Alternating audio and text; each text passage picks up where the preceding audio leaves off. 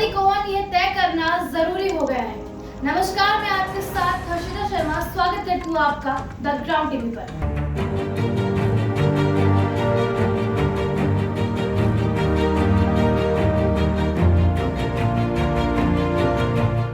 Israel की लड़ाई Hamas से है। जैसे जैसे घायलों की संख्या बढ़ती जा रही है और दुनिया अपने अपने पक्ष चुनती जा रही है, ये लड़ाई भी युद्ध के परंपरागत दायरों को लादती जा रही है। अब इसे नैरेटिव की लड़ाई की तरह सोशल मीडिया पर भी लड़ा जा रहा है। गाजा से आ रही ये तस्वीरें लोलुहान हैं, मतलब दिल को आहत कर देने वाली तस्वीरें हैं। युद्ध में निर्दोषों की मृत्यु भयानक है, वो हमें एक नैतिक भ्रम में डाल देती है। आप सोचने लगते हैं कि कौन सही है और कौन गलत है। क्या इस तरह की हिंसा के लिए किसी को भी न्यायोचित ठहराया जा सकता है? साथ ही एक पुरानी बहस भी खड़ी हो गई है कि आतंकवादी किसे कहें और किसे नहीं कहें। इसकी चाहे जो भी परिभाषा रही हो, आप सोचेंगे कि ये हमास पर खड़ी उतरती है। उन्होंने 400 यानी 1400 से ज्यादा निर्दोष इजराइल नागरिकों को मार डाला। वास्तव में उनका पहला टारगेट ही सिविलियंस थे। बच्चों तक को भी बख्शा नहीं गया। अगर ये आतंकवाद नहीं है तो फिर और क्या है? और इसके बावजूद उनके लोग हमास को आतंकवादी कहने से हिचकिचा रहे हैं। वास्तव में पश्चिम के कॉलेज कैंपस में हमास के प्रतिरोध के समर्थन में प्रदर्शन किए जा रहे हैं। मलेशिया जैसे देश का कहना है कि उसके हमास से ताल्लुक है और वो जारी रहेंगे। वो हमास की निंदा करने से इनकार कर देते हैं। भारत ने इसे हमले की निंदा की है, लेकिन अधिकृत रूप से भारत ने भी हमास को आतंकी समूह नहीं माना है। वो फिर अब बीबीसी की बात करते हैं। वो हमास को फिलिस्तीनी युद्ध कहते हैं। ब्रिटिश पीएम को इस पर आपत्ति है। उनके अधिकारियों को कहना है कि पीएम ने बार बार कहा है कि हमास युद्ध नहीं आतंकी है और हमारे नेशनल ब्रॉडकास्ट को इसे स्वीकारना चाहिए। लेकिन बीबीसी अपने बचाव में कहती है, आतंकवाद एक बहुत कठोर शब्द है। इसका इस्तेमाल ऐसे संगठनों के लिए किया जाता है जो नैतिक रूप से शून्य हो। बीबीसी का काम लोगों को यह बताना नहीं है कि किसका समर्थन और किसका विरोध करें, कौन अच्छा है और कौन बुरा है, कौन सही है और कौन गलत है। लेकिन यह इतना भी मुश्किल नहीं है। अगर आप बच्चों की हत्या करते हैं तो आप अच्छे तो बिल्कुल नहीं कहलाते। अगर आप किसी गांव में रक्तपात करते हैं तो आप अच्छे नहीं कराए जा सकते।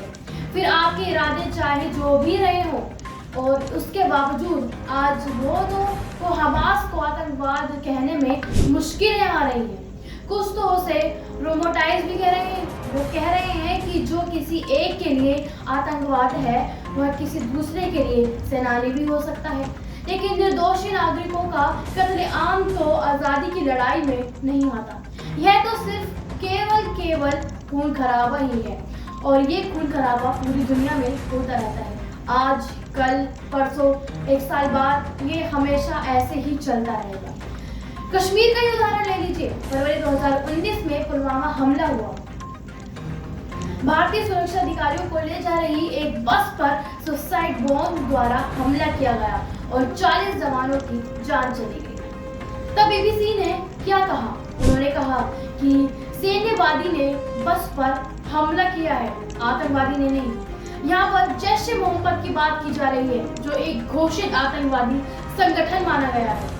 यूएन सुरक्षा परिषद तक ने उसे सुनिश्चित बोध कर रखा है।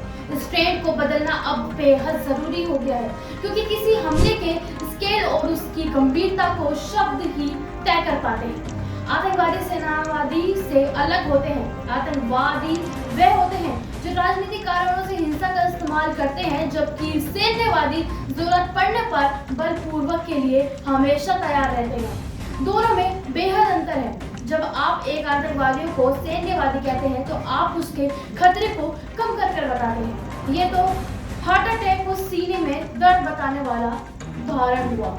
समस्या ये है कि आतंकवाद की कोई वैश्विक रूप से स्वीकृत परिभाषा निकली ही नहीं है अभी तक। इसलिए आपको इसके अलग अलग संस्करण मिलते हैं। कुछ के लिए सैन्य है, यानी सेनावादी है और कुछ के लिए ये आतंकवादी है। भारत यूएन में इस समस्या को रेखांकित कर चुके हैं। उसने कहा है कि यूएन अभी तक आतंकवाद की सर्वमान्य परिभाषा के लिए सहमति नहीं दे पा रहा है। फिर उस पर कोई सुसंगत नीति बनाने की बात तो दूर रही, जिसे आप अभी तक कोई ठीक से परिभाषित ही नहीं कर पा रहे हैं, तो आप उसके सामने कैसे तैयार रह पाएंगे। ये सच है कि हर जगह की परिस्थितियां विभिन्न होती हैं, साथ ही उनके इतिहास अनुभव में भी अंतर होता है, लेकिन ये तमाम फैक्टर्स भी हिंसा को उचित नहीं ठहरा सकते। एक आतंकवादी अपने कृत्यों को कारण आतंकवादी कहलाता है,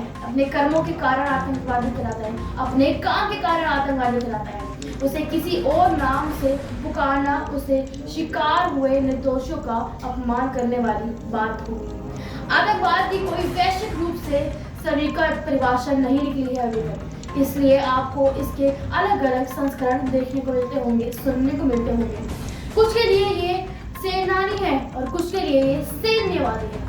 भारत यूएन में इस समस्या को रेखांकित कर चुके हैं। अब आपकी क्या राय है इस पे? आप क्या हमास को आतंकवाद मानते हैं या नहीं? हमारे कमेंट बॉक्स में शेयर करके बताइएगा। और आगे के अपडेट्स के लिए देखते रहिए द ग्राउंड टीवी। वीडियो अच्छी लगी हो तो लाइक, कमेंट, शेयर जरूर करिएगा। धन्यवाद।